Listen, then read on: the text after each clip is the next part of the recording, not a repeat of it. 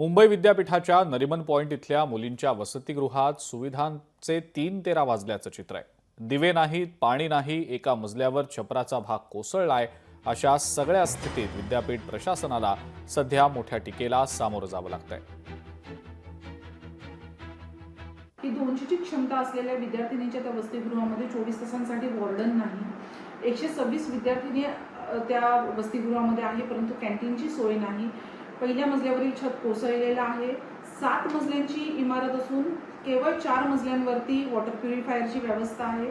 जवळजवळ 2 ते 3 खोल्यांमध्ये अनावश्यक वस्तू भरून ठेवलेल्या आहे। तसंच फायर फायटिंगची सुविधा देखील व्यवस्थित नाही। आणि याबद्दलचं स्पष्टीकरण जेव्हा विद्यापीठाला विचारण्यात आलं तेव्हा विद्यापीठाने ते आरोप फेटाळले।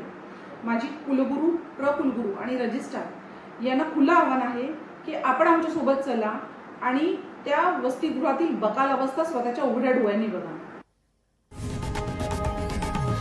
लोकशाही मराठी ऐका, पहा, जागरूक रहा।